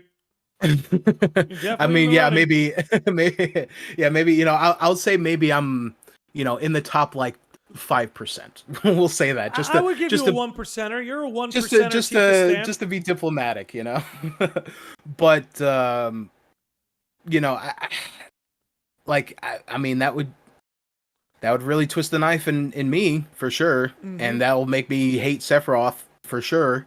If he actually killed her, you know, like if we like, I mean, if they need a reason to up the scales for Sephiroth, I don't know. Yo, check it. That's so one way to do it. Here, just to go off this conversation, my man Josh Z, been a channel member for 3 months, Sage of the Lodge, chimes in, says, what if whenever Cloud falls into the life stream, it's harder for Cloud to piece himself back together and his memory, because Sephiroth has now infected the life stream? And I hate to keep this point going, but it's like, yes, Josh. And that's why he wants Tifa out of the way, because Tifa was the one who was in there with him. That's together. Tifa is Cloud's linchpin. So if his ultimate goal is to, if his end is to get to Cloud, right? Then the means in which to get to Cloud, the easiest way would be to get rid of Tifa. Because, like, you can get rid of Aerith, and obviously we all know that fucked Cloud up, but you know what would really fuck him up? This time around, because once again, if we're operating on the knowledge that, or the idea that Sephiroth has all this knowledge, and he knows, like, oh yeah, I killed Aerith, and everyone was sad for a little bit, but then they ultimately defeated me, because, you know, Cloud was saved by Tifa, why wouldn't he want to get rid of Tifa? Because that's like, the one thing. And consider this, and this is something where I'm like, here's another thing from OG that they can build on more. Just like you have the Nibelheim incident, which is like woven into the DNA of this story. Another thing is that scene with Cloud and Tifa as kids, where Cloud makes that promise to protect Tifa. Now, in the Nibelheim incident, that didn't really work out. I mean, you could argue it worked out in the sense he got rid of Sephiroth. Kinda, sorta. But he kind of failed. He did it, but she wasn't conscious to see it, so it didn't count. So Pixar, it didn't happen. If you could do it another time, if we could go back around this journey, wouldn't you want there to be an actual scenario where Tifa's life is in real jeopardy, and then we get to witness Cloud keep his promise? Because we don't really... Oh, yeah. Somebody please correct me. I don't think we get a scene like that in OG. I played it a million times. There's no scene like that in OG where you see him deliberately keep his promise to Tifa by rescuing her when she needs to be rescued. So like they're like some mini like rescues. Andrew Garfield in No Way Home, basically. Perfect. There you go. That's a great analogy. I was just thinking, I'm like, oh yeah, that's great. That's perfect. And I would love to see that, because yeah, like you said, we never really had that moment between them. And you know, at this point, I just want more for these characters. Not, you know, we've obviously been talking mainly about Sephiroth throughout this entire episode, but it's okay. We're past everything that we're saying about Sephiroth in the way that we want there to be more for him. I want that for everybody, everybody, even Cait Sith. I'll even allow Cait Sith to have you know, some cool moments maybe, or be like, all right, I guess you're not that bad of an abomination. And by the way, dude, we have a rule here. Once we pass the 1 hour mark, we can abandon the title topic and go in whatever direction we wish. So don't worry. Oh, okay. Yeah, don't worry if we spiral too far out of control here. I feel like we've done pretty well, actually. I feel like I've done better on your podcast instead of ours. Because Well, on the we have a Midgar minute, live chat. We have a live we chat have a that's keeping us in check with their we have a questions. basic framework. I feel like for the most part in our episodes, and then that lasts for like a good like anywhere from like 15 to 20 minutes, and then all it takes is this tiniest little thing, and then it just spins off into every which way. So I'm glad that you have a policy for that here, because our policy on the Midgar minute is that we don't have one. Yeah, That's it. there's We no rules. say the fanfare at the end, and that's it. That's the only thing. That's the only rule that we have. Okay, my man Umbra says, but if it ends the same, wouldn't it still be a bad ending? Humanity's extinction and all that? Not necessarily, because, yeah, the original OG, it's left pretty ambiguous what happens. What you know is that Midgar is basically an abandoned city. But here's the thing, they kind of retcon that open-ended thing because things like Advent Children and Dirge of Cerberus exist. So it's just like the world sucks, but it's still like mostly there, right? Yeah. It's still mostly functional. Just Midgar is just it just basically implies that Midgar is done now. And I think we still get there. I don't think we end up in a place where Midgar can be properly run. I don't know. I mean, it's 250 years later. Empires usually last on average about 250 to 300 years. So, I mean, the time frame kind of pans out there. But again, that's a point where all our characters' fate is done. They're dead. Their lives are over. I do think, and I've said this to you a million times in our podcast, dude, I think the ending of the remake trilogy is going to look very similar to the ending of Advent Children, you know? But a little bit more hopeful. A little bit, yeah. More optimism. We'll leave it at that. Umbra says, arguably Cloud would have more memories to piece together now. Now there may be a whole time travel thing going on. Cloud might need to piece memories together from the future as well. Right. Well, that's what we kind of had brought that up before, is that, you know, he's already seeing flashes of the future, of like Aerith's death and stuff from OG, which is technically the past, but, you know, would be like technically the future. So, and for all we know, because we only really see it from Cloud's perspective, because he's, you know, controlling him throughout the entire game. And we get a little bit of it when we're fighting the Harbinger at the end, and everyone gets to see like Zack and, you know, Red and his cubs and everything and all stuff like that. So what I'm trying to, I guess, kind of ask is, like, do you think that all the other characters are having these flashes too, of their own stuff, right? Or their own things that we just don't know, and they don't bring it up because they're just like, oh, that's weird, I don't know what that was, you know? As far as Rebirth is concerned, I don't think moving forward in the journey that will be the case. Oh, it's not, and it's not going to be like, I'm not saying like everyone has this, you know, this foresight of what's going to happen, right? Because obviously that's a bit more localized to Aerith and Sephiroth, and to a lesser extent Cloud, I guess. But yeah, I guess, I don't know. And now that I really think about it, I feel like there probably wouldn't be too much, unfortunately, for a lot of the other characters to kind of have, because, you know, as you know, important to the story as they are, to like the overall arching plot, they don't, right? Like, because Barrett he has his stuff in Corel, and then that's kind of it, right? Like, he doesn't really have much after that, you know, unless you take him on a date and the gold saucer, right? That's really, and him wearing a sailor outfit. That's really the only other two claims to fame that he has throughout the rest of the story. But, you know, and then maybe, oh, you know what? Actually, no, forget that. Barrett, you know, will have visions of him wearing a fishnet t-shirt and a puffy silver vest. Let me tell you, that might be the only Nomura design I don't like, is Advent Children Barrett. Yeah. That might be his one swing. It's really, honestly, it like, mainly for me, it's just the cornrows. That's the only thing. I'm like, I don't think he could really pull it off. I like his, you know, the shaved sides, short top kind of look that he has now, the military cut, I guess, to some extent, I guess it would be. But I think my man could do a flat top. You want to mix it up? I think Barrett could do a flat top. Yeah, give him with the dude from the movie House Party, if anyone gets that reference. Or you can give him a like Prince of Gerald from Hey Arnold. No, give him Prince of Bel Air style. That's what I'm thinking. There you go. Little Yeah, Prince of Bel Air. All right, that works. Asman on both YouTube and Twitch. He is persistent. Yeah, Asman. You got to respect it. He says, "Do you think Sephiroth's personality will surpass OG?" I'm not quite sure what you mean by that, but at face level, I think it already has. Right. Yeah, I was gonna say I feel like it already has. Like in terms of like, is he going to have more of a personality? Maybe. I'm just trying to like interpret the question. I mean, yeah, I don't think he's gonna start. He's not gonna turn into the Joker and start like dancing around and stuff. But I just don't think OG Sephiroth really had one. I think he was. Yeah. I think at the point, I mean, when you flash back to when he was going crazy, he does. But like present day Sephiroth is really just he's always a monster. been very and like as we've seen like in Crisis Core and stuff, like he's always been very stoic, right? Like he, like before, when the flashbacks that we see in Crisis Core, like he's a bit more, he's not as serious, right? Mm-hmm. Like he makes jokes, he kind of, he has a bit of a sense of humor, but he's still also, like, it's all very dry still. He looks out.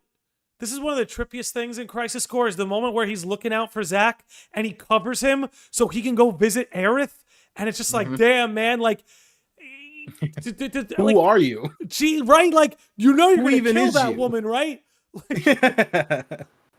That's, I feel like that is a very much, again, like they saw that opportunity and they're like, oh, this would be a good way to express some dark humor in this game. But yeah, I feel like we've already seen Sephiroth kind of have a little bit more autonomy, I guess, for lack of a better term, and kind of have a bit more going on other than what we saw in Crisis Core, because that was, up until now, and even I guess including now, is like that is all we know really, other than the cold, calculating Sephiroth that we kind of already knew before. Mm-hmm. And it's like, oh, he had friends at some point, so he must have had some good personality traits, I guess, or they didn't mind him as much back in the day. So, I think, maybe if we'll see stuff like that, maybe in Ever Crisis, maybe who knows? Maybe they'll even explore some of that stuff in Rebirth. For all we know, maybe we'll get a good chunk of it probably in Ever Crisis, but that doesn't necessarily bar them from doing more of it in Rebirth, right? Because they're not gonna assume that you've. I guess maybe. You just maybe gave me they a would really assume. good idea, which not my idea. I will say it's something that Maximilian dude has played around with. The idea that all these titles have something to do with Sephiroth, right? Like Remake was about Sephiroth remaking the timeline, remaking the course of events. I think Rebirth. I think Rebirth might be not necessarily Northern Crater Sephiroth, but that Edge of Creation Sephiroth being reborn into this time. Like you were kind of saying, he's going to find a way to manifest himself into this reality. That honestly, that's pretty strong. I'm getting a pretty good feeling from that. Me too, because that's what he wants. And then once we know what the third game is, then we'll know exactly at that point. Or I guess after we play Rebirth, I guess we probably would know for sure. We got Ryan Ostrowski, who the voice of the fan base right here. If Tifa dies in Rebirth, then I quit.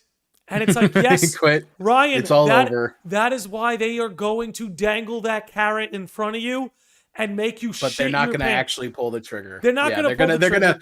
They're going to have a close up of a finger on a trigger, just ever so slightly getting more and more closed, but it's never actually going to send the hammer. I'm just saying the idea of Tifa dying has now upset my dog. He's barking like mad in the background. I mean, he's a Tifa stan. Kobe is a Tifa stan. National tragedy if that happened, and I do say that if that does happen, we should all go to Japan. Well, it would be a national tragedy in Italy first and foremost, considering she's part of their parliament. Yeah, so, she's an integral part of the government there. So yeah, be a big shame for Italy. It's going to throw Italy into chaos if she dies. So what is the Pope going to do? He ain't going to do nothing. Nothing. Ajman theorizes that the third game will be named Final Fantasy VII Reset. See, now, because we had played around with some ideas for what I thought it was the going to third be one could be called. Reunion until they just named Until Crisis Core yeah. Reunion. That would have honestly been the best one. Like, and They might I'm a still little do upset. it. They might still do it. But would they though? Would they really? They I would. don't know. Here's why it would make sense. Here's why it would I make think sense. it'd be too confusing for like branding purposes. Well, we make jokes about this all the time. They threw that towel out a long time ago. They threw in the marketing department of Square Enix could not be more upset at I guess. at the devs for FF7. But think about it like this. If you name the third game Reunion, and that's the game where Angeal and Genesis come back, then it's connected to Crisis Core Reunion because it's a reunion of that time, right? Okay, yeah, and that's now I mean Zack that is in would play, be you know, that would be the game where like everything would be starting to come together, and if there was like like that's all this other stuff we're talking about of like Zack coming around and all these other things, like that would be like they're not going to do any of that stuff in the second game, absolutely not. Like this is we have our foundation, and now we're going to go if they're following the traditional trilogy structure here, then like this like Rebirth is probably going to end in a way that's going to be really fucking sad. Something bad probably will happen, probably, hopefully, knocking on all the wood in my within arm's reach here, that it's not going to be Tifa dying. But I feel like, yeah, and then the third game will be like everyone coming together to defeat Sephiroth and his giant ball sack that he is now that he now has. His knowledge ball sack that he has. Big knowledge. The knowledge, bro. The knowledge. Sephiroth just turns into Ty Lopez. Knowledge. Drop just hanging out college. Here in the Northern Crater next to my Lamborghini. Just hanging out on the edge of creation next to my Lamborghini and my wall of books that I read to get mad about my mom. Yeah, he just has like a bunch of all the bookshelves from the Nibelheim mansion. Yeah. All the ones that drove him nuts. Yeah. Oh man. Ryan, I mean, yeah. We just got a good question. We got a good question. Ryan Ostrowski. Sure. Do you think Tifa is the imposter in Rebirth? Absolutely not. I think Sephiroth. She's going to be painted as it for sure. Yes, and I've done Ryan, if you're interested, I do have a theory on my YouTube channel about this, and Chris and I, who on our Midgar Minute podcast, have discussed this. But just to give you like a Sparks Notes version, let's put it this way, Ryan. Sephiroth wants to break Cloud. The only one that can hold Cloud together is Tifa. If Sephiroth can break Cloud's trust in Tifa, it allows Sephiroth to break him more easily. I don't think Tifa is the imposter, but I think Sephiroth / Jenova have every reason to try and convince Cloud that is the case. Right. 100%. Yeah, I don't think Tifa's just been this Jenova imposter walking around with them the whole time. No, she's not like a sleeper agent. Pretending to care about Marlene. You know what I mean?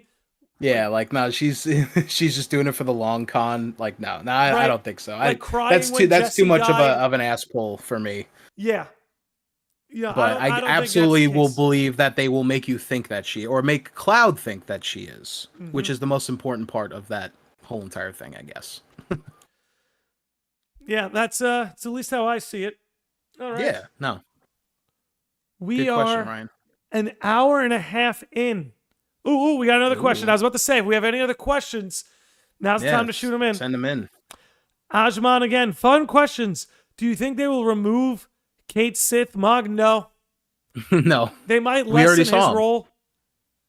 They might lessen his role. Maybe, yeah. I guess I don't know. But he's not going away. Yeah, like I don't think, because I feel like they'll probably do the whole thing of like, oh, you're Reeve, and everyone will be like, all right. Like, I don't think it's gonna be. I mean, it wasn't really that big of a deal in OG when he told them that he was, the double agent or whatever. But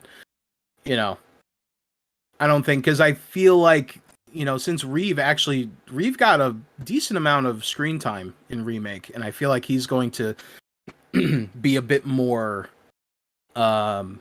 he's going to be a bit more involved. I don't know. I mean, they already showed Cait Sith when the plate fell, so that to me signified like, oh no, like he's like, kind of like when Deep Ground came back. I'm like, oh, they could have taken this out. They could have just axed this from the entire story, but they didn't. And I think, if anything, that maybe just goes to show their resolve of like, no, like we stand by the stuff that we created and we want to reincorporate it now so that it actually makes sense. I mean, that doesn't really apply to Cait Sith because he's there from the beginning.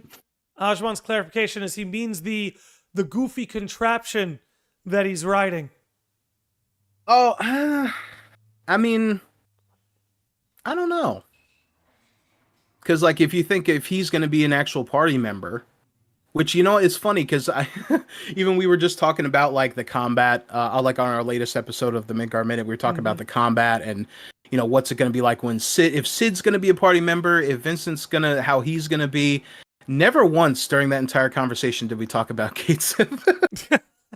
Because that's how little I regard him as a party member. But, I don't know. I feel like that could be, an interesting, like, dynamic for fights, I guess. He could be like the bruiser character, right? I don't know.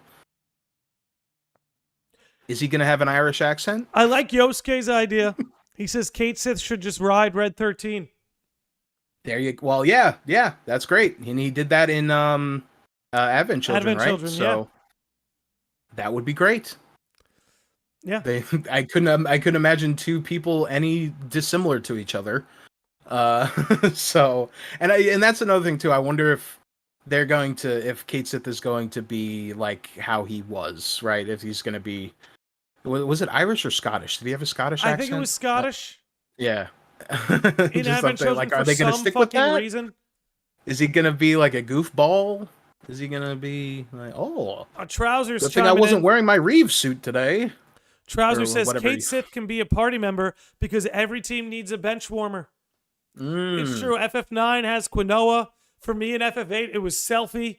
FF10 does not allow you to put anyone on the bench. So Riku. Credit to them. I made a joke about that too. I know for you it's Riku, but I don't know. I like stealing shit. And I don't. Dude. And here's the thing: I don't dislike Riku because I feel like people are gonna hear that and be like, "You don't like Riku?" Yeah, she's fine, but as a party member, she's also one of the last ones you get. She just doesn't really. She doesn't have a place, and that's not my fault. That's the game's fault.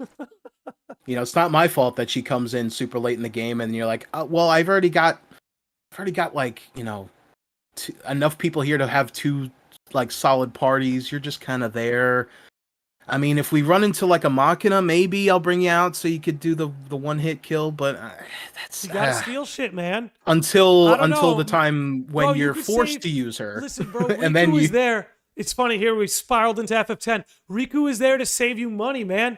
You do all that stealing with Riku, you don't got to spend your money on potions or nothing. That is true. I'm not saying that she has no purpose. I just say that her purpose is not strong enough to have me be like, oh, you're going to be in the main rotation. Like it never, and that's what always I really want to play 10-2 just to be like, it's better than people say, dude. If she's I'm telling you right now, party, like, dude. Well, my opinion of her, and that's the thing too. Is like I like Riku as a character. I think she's, especially in terms of the dynamic of that entire group. I feel like she is very much, like she has a very valid place in that group. But yeah, no, just in terms of gameplay, I just was like, nah, you're just like you're, listen, I feel you. I feel you. At the end of the day, she isn't one of my priorities. I usually start every battle with Lulu, Orin, and Yuna. It's usually my opening, but yeah, that's the main three, and then Titus and Kimari come in for mop up and other situational uses, and Waka takes care of the airborne enemies. It all works out. Yeah. Umbra on Twitch says, I have no idea how they could implement Cait Sith and write him well enough to not mess up the tone of the games. Yeah, Well, I you know think what? that's what Ashman was getting at, where if It's you tricky, remove the right? big Mog, it does make it a little bit easier. But if you think about like, because in remake, like they didn't necessarily shy away from the goofy stuff, right? Hmm. Like there wasn't like a lot of goofy stuff, but like there was a lot of moments and a lot of other characters, that are very goofy, like Johnny, or like Roche, the Roche, Kyrie, yeah, the truth Kyrie, ain't free, you know. Corneo's goons, Yeah, Scotch and Koch, all those guys. Yeah, like, they definitely, like, they have written cheese already into the script. So I feel like, would it be too far though? That's the real question. Is like, would Cait Sith and his like over the topness would it be too far? And I don't know if I can answer that question. I feel like it might, but also if they did it right, I feel like maybe he could fit in there. But I don't know. I I'm think also biased against Cait Sith, so I don't know. I would love to be proven wrong about Cait Sith and have him be like, I would love for them to turn me around on him and be like, oh, he's not that bad. Not that I love him, but he's not that bad. But yeah, like as I stand right now, I could like Cait Sith could just not exist and nothing would change about my life whatsoever. that's my regards to Cait Sith at this point. which is But if at they the end can of the make me day, be like, I guess he was a fun guy to have around for a little while. just to clarify, right? It's like, while we may be dunking on Cait Sith right now, the man behind Cait Sith, that I being love Reeve. 2SD, I love Reeve. I want as much But Reeve as we can possibly make room for. yes. Which And also, the fact that they gave him more time in remake made me happy because I'm like, oh, that was good. And honestly, he was one of the better parts of Dirge as well, mhm. And I'm like, yeah, I love this guy. I don't know why you decided to pilot a weird cat thing, but to each their own, I guess. He's a closet furry. No shame in that, right? Just want to let you guys know, we got a question from Ryan Ostrowski. Who do you think is more popular, Tifa or Aerith? Me personally, I think Tifa. Tifa's more popular. 1,000%. But I've gone ahead. I've thrown a poll in the chats, both on Uh-oh. Twitch and YouTube. Who do you like Oh, more, God. Tifa or Real Aerith? time. So we'll see. We'll see what the Lodge You know what my consensus vote is. says. What is your vote, Nick? I feel like I'm not quite sure. Overall, I am more of a Tifa stan than I am an Aerith stan. However, Aerith was the best character in remake. Barrett a close second, but Aerith stole the show, man. Remake definitely made me turn, like, not that I disliked Aerith, but I feel like she was kind of, I don't know, like her character archetype necessarily is not always my favorite kind, but the way that they wrote her in remake and Brianna White's performance of her absolutely won me over. Like, she is easily like, now I'm like, that's why I'm a little like scared. If like I don't want anything bad to happen to her. I'm starting to get that, that we must protect Aerith at all costs energy, but not near, like, if I had to choose. I mean, and I did choose in remake. I got the Tifa affinity scene, so that's that's all the evidence you need, I guess. And honestly, like, I've only picked Aerith on that once. Every time I've replayed it, I keep picking Tifa. Umbra says Landy is gonna unmod me for this, but I've never felt a semblance of attachment to Tifa for some reason. And you know what? I can explain. I guess maybe it's because in OG, the first half of the game, Tifa's really not important. Like, no. Tifa's importance really doesn't kick in until Aerith like is halfway, dead. Yeah. Mm-hmm. But I think this is because, if I'm not mistaken, in the early development of FF7, Tifa and Aerith were supposed to be one character, but they got split in two. Interesting. I didn't know that. Don't quote me on it. That's just something I might have heard. but I'm pretty sure that's the case. I mean, it's an interesting concept, at least, that they could have been the same person and they just split it into two. Ajman says remake was Aerith's game, but Rebirth is going to be Tifa's. I promise. Honestly, just based on the promotional material alone, it seems like Tifa's getting a lot of narrative focus. Oh yes. So yeah, I can see it going out that way. Just so all right, let's the poll. We've got on YouTube. We've got 57% Tifa, 43% Aerith. Over on Twitch, we've got 67% Tifa, 33% Aerith. That's about the numbers I expect. Okay, yeah, like it was on YouTube a little bit closer than I would have thought, but yeah, that pans out. that tracks. That's for sure.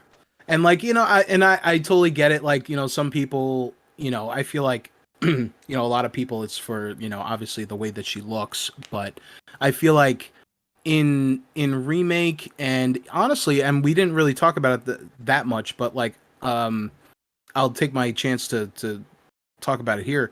On the Way to a Smile, if you guys have not listened to it or read it, you absolutely should. There's literally on YouTube, if you type it into YouTube, that's what we were referencing. There's an audiobook version of there from the folks over at the livestream.net that they did a few years ago, or they say a few, probably like over a decade ago at this point. But it's really good. And honestly, like her chapters in that were some of my favorites so far. Of all the ones that we covered, at least. And that honestly made me more I've always liked Tifa, obviously aside from the, like I said, the physical reasons, but I think she has I've loved Tifa ever since she was a bunch of square polygons. Okay, so ain't got nothing. Yeah, me too. That I'm saying, like, and I also have like a penchant for what I refer to as punch girls. So any any Tifas, characters and anything, Makotos, Makoto, it's an my archetype. TAs, I have a certain type. I'll keep it at that. We got a few chats in here. Umbra says, can't find any source on them originally being the same character, which is why I tell people, don't take what I say to heart. Pull an Umbra, look it up, and then decide if I'm bullshitting or not. Considering that they just had that book come out, right, with the two of them. Yeah, Tale of Two Paths. Ajman says, Tifa is the most human character in FF7 universe. Honestly, I actually feel like Tifa in a lot of ways might be one of the most human characters in the entire Final Fantasy series. Because you got to think about it, right? Everybody, and like even take it from an FF7 perspective, people got giant swords or guns for an arm, or they transform into monsters, or they're these crazy ninjas with a giant. Tifa's got dolphins. Tifa's literally just punching you. Like she's punching just and kicking people. Punching the shit out of you. Like you can't get more just base level human than that. And there's something badass about that. That she could roll with Aerith, the like super mage. She could roll with Cloud and Zack, who have been dosed up with Mako and Jenova cells. She could roll with Barrett, who's got a gun for an arm. She could roll with all of them by just punching the shit out of things. Yeah. Something amazing about it. It's definitely something to take note of. Okay, I got two messages I want to read. One of them's a big one. Okay, first, Kingdom Hearts 863 says, I go back and forth on the Tifa Aerith thing. I wasn't Team Tifa in Crisis Core, but I loved Aerith there. And for the OG, it was flipped. And in Remake, I love them both. Hey, I get it. They each shine in different ways in different entries. But here we go. Yeah. Here we go. Here's the big one, Chris. You ready to get canceled? Are you ready to get canceled? Is there any proper way to answer that question? Okay, because here we go. Do you think Cloud loves Tifa or Aerith? Okay, all right. Because I know that this has been brought up on the Midgar Minute before, and I know that I had initially, and for a long time, was like, oh, like Cloud and Aerith, right? That makes sense. But then you think, well, does it though? Because now I'm thinking, well, no, because Aerith and Zack, like their chemistry is amazing, and Cloud and Aerith's chemistry is fine, and I think they did a better job of displaying that in remake, obviously. But I think realistically, Cloud would have to get with Tifa. I mean, aside from the fact that Aerith literally told him to not fall in love with her. Well, because here's the thing. A lot of that chemistry is coming from the fact Cloud is trying to do his best Zack impression. Right. This is painted at Noji. By the way, I'll say this. Show me the receipts. Show me the receipts. Okay? Cloud and Tifa, they did it underneath the airship, baby. Okay? They're the receipts. For Cloud Tifa, they got the receipts. They made it happen. Anyway, getting back into it. A lot of the reason Aerith is drawn to Cloud is because he's reminding her of Zack. Facsimile of Zack, yeah. Where if you take the gold saucer debate, not debate, Jesus, the gold saucer date with Aerith is saying things like, Cloud, I want to meet the real you. This whole thing, us being on this date, it's not you. I want to meet you, the real you. And the only one who knows the real Cloud is Tifa. So, look, the Cloud who impersonates Zack, I think he's torn between Aerith and Tifa to certain degrees. But the real Cloud, the one who's underneath it all, loves Tifa. And it's just obvious through OG and Advent Children. So I'll leave it at that. Yeah, because here's the thing is, like, I feel like Aerith is the kind of person that literally, she could have anyone fall in love with her if she wanted, right? Like, she just has that ability. And I feel like Tifa is, she's very obviously, like, sought after by other people and very, whatever. But she doesn't, she is much more reserved, right? And she's more aware of, like, and obviously maybe she doesn't want stuff like that, but I feel like naturally you would assume, right? Cloud and Tifa they grew up together, they have that history, they all, they both went through a very traumatizing experience, even though Cloud knows that he was there, but Tifa doesn't. But yeah. I think Cloud and Tifa would be my vote. And I didn't always think that way. Asman in the chat dropped it in a good way, says, basically bringing up that it's really after the live stream scene, Cloud starts to fall in love with Tifa again. And I think a lot of that is because the real Cloud has been restored. Yeah, he has his actual memories. He knows who he is. Yeah. He's not putting on an act anymore. And like I do, in remake we see him, every once in a while sort of breaking out of that. And I love that the sequence when you go to the Sector 7 slums and then you're doing all the errands with Tifa, and she's kind of like, this is the first time that she's seen him in 5 years or whatever, and she's trying to gauge, and she's like, like even from the very moment of him giving her the flower, and she's like, oh, that's weird, like why would you you don't seem like the kind of guy to do that. And then Cloud's got to be, oh, guy can change in 5 years, and she's just like, but even throughout all of that, the rest of that sequence of them doing stuff, and him showing her the apartment and all that stuff, you can kind of tell she's kind of probing a little bit, and like she can almost kind of tell that it's not him, but nonetheless she's still like, when she says, I'm glad to have you back, Cloud. Like I genuinely believe that. Like she's, she may not know what the hell's going on, right? And she knows something's a little sus about it, but at the end of the day, this is her childhood friend that she hasn't seen in 5 years, at least.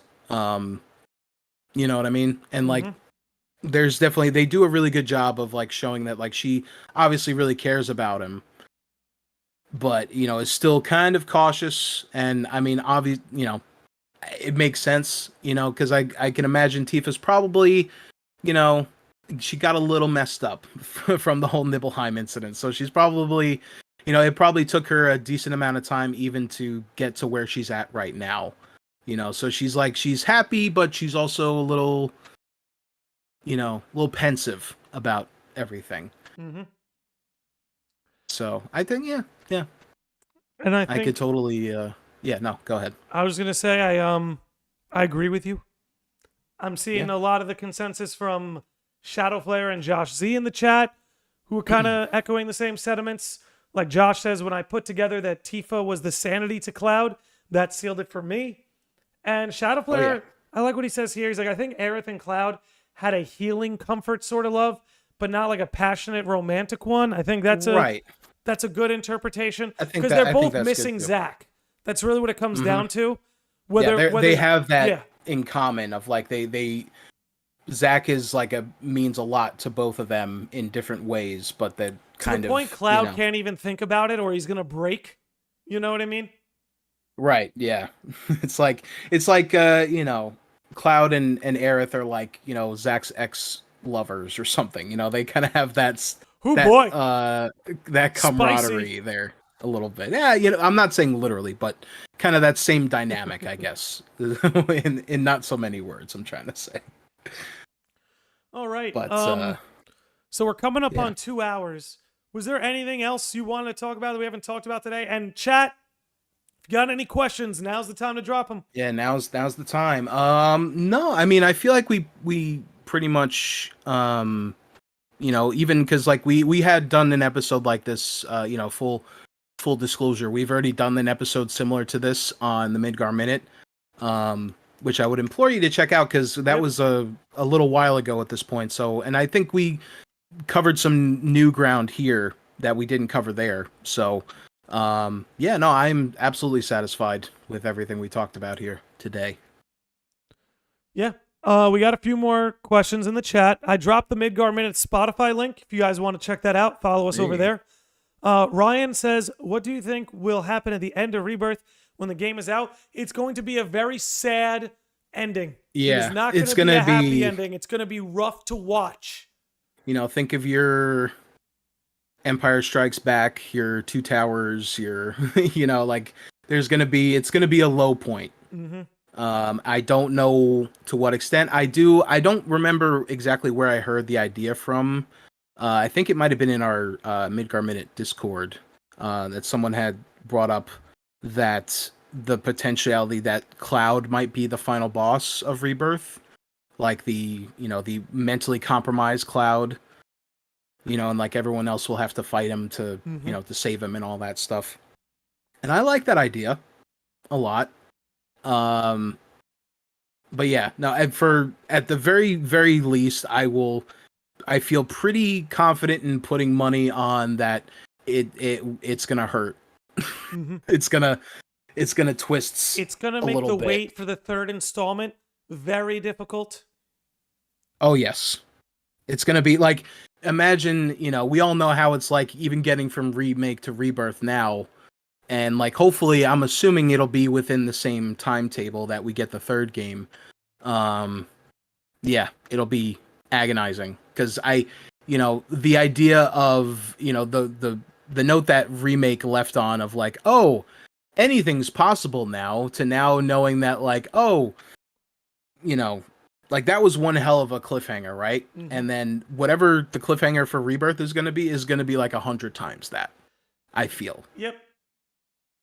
I could not agree more. They're devious little bastards over there, Square Enix. They're gonna find some way to just be like, now you're gonna have to wait, you know, 3.5 years to figure out what the ending is here. Yeah. No, it's not gonna be good. It won't be fun. It won't be fun. Narratively, it'll probably be genius, but it's gonna be hard to watch. Umbra says, how important, maybe not the right word, do you think the romantic side of FF7 is? So, not really. I'm actually gonna battle that a little bit. I actually think romance in FF7 is incredibly important. I don't think it's important in the way everyone's arguing. Not for everybody. The Cloud Aerith Tifa triangle is not the point.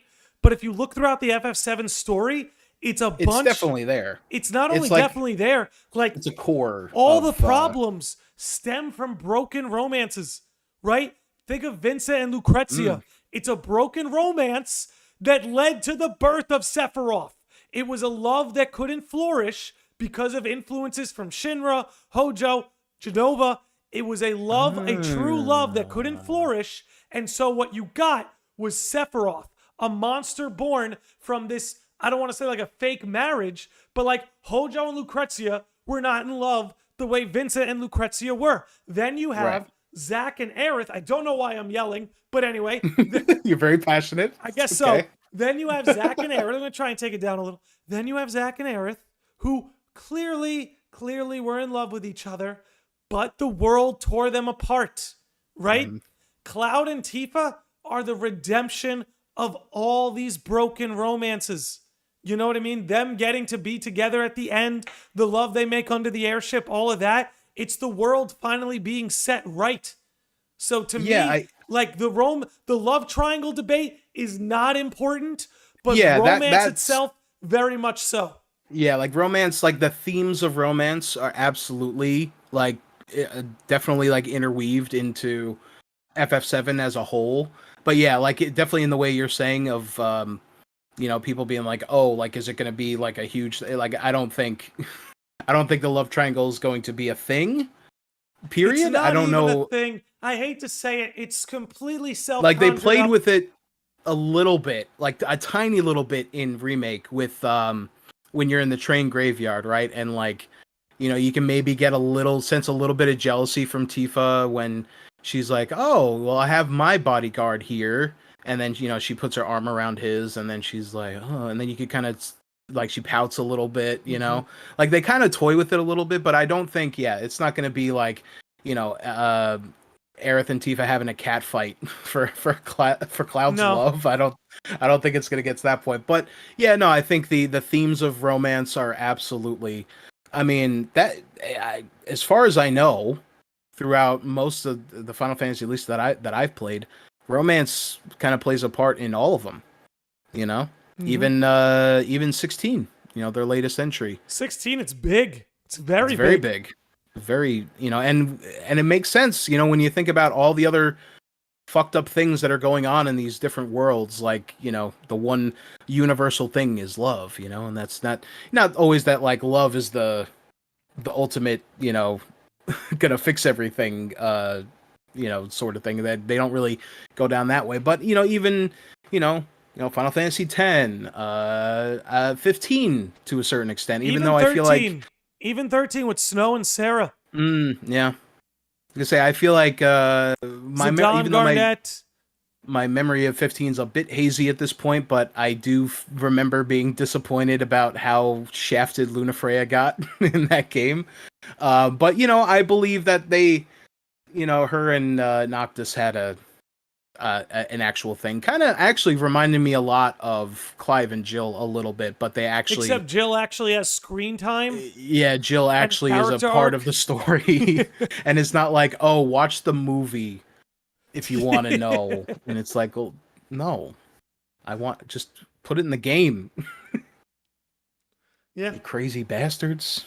Crazy bastards. Although I would love to see, I would love if they did like a Final Fantasy VII anime. Would love that. I mean, aside from the OVA that they did, Mm-hmm. which was cool, but I would love to see like a full on proper. Maybe when this is all said and done, maybe they do like a Final Fantasy whatever like animated Rewind. series or something. Rewind. There you go. Final Fantasy 7 Rewind. Reverse. Yeah, and because I feel like there's been, we had Advent Children obviously, and we had the Last Order, but there really hasn't been a lot.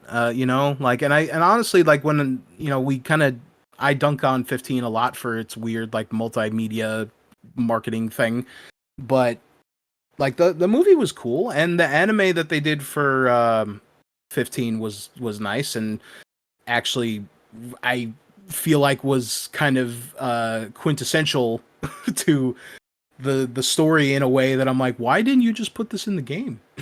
Like, why are you leaving this crazy like origin story? And it's weird because I'm not like always the biggest fan of taking time away from a story to do a origin story, but in the case of that, you have all these brand new characters, and then like all these all the little short stories that they did for the Chocobros leading up to how they got to where they are. I'm like, oh, this makes me vibe It with these could characters work. 100 times more. In theory, something like that could work. I'm gonna leave us on one final question. One last comment, one last question. Umbra says, I still really want to see a Cetra game. The FF7 remake CGI scene inside the Ooh. Shinra building piqued Final my Fantasy interest. 7 Zero. That could be cool. You could see how the ancients, how Jenova first arrived. That could be cool. Yeah. Then Ill-Fitting Trousers asks, what do you guys think about the FF7 Power Wash Simulator crossover? Oh, yeah, that's right. I forgot about that. I haven't played it, but I think it's interesting.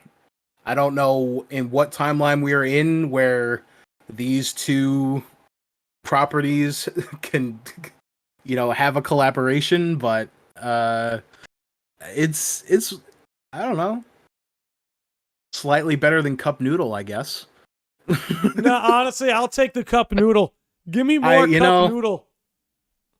Man, I want that was so FF7 good. remake on my pound of ground beef. Like that's what I want to see. I want to see Barrett selling me ground lamb or like lamb steaks. That's what I want. Crazy, like, oh man, if you just added these, little ingredients, it's great. They'll come together. That's what I want. Less forget power about wash Mako simulators, more selling me grocery products. You know what they should do? In Rebirth, they should give Barrett a power washing arm. Oh, I would love it. Or maybe that would be like an Ever Crisis thing. I feel like that would be a silly enough thing to put in like Ever Crisis. I don't know if they put that in the main like a main game, but that would be funny. That would be pretty funny because hey, I mean, power washers, you could do some damage with one of those. Yeah. You slap some materia on there, you'd be dude, some water magic. You'd be cleaning the souls of your enemies pretty well. Well, I'm glad we saved that question for last. Yeah. On that note, we are gonna wrap it up. I'm gonna go ahead. I'm gonna drop the Midgar Minutes Spotify link in both chats. Yeah, please. If you enjoyed this conversation, if you enjoyed us, I implore guys, we got plenty. In fact, if you're the over type of person, 100 episodes there. If you're the type of person, you don't want to sit through Dirge or Cerberus, Dirge anything, it's okay. We broke it down for you. If you're the type of person, you don't know what went on with Before Crisis, the mobile game from back. You don't have a Japanese flip phone. We got from you. The mid 2000s. We got you. We broke it down in the Midgar Minute. So if you're looking for some extra FF7 content, I know we obviously cover it on this podcast occasionally, but we've got a catalog of 114 episodes over on Spotify. Give it a look.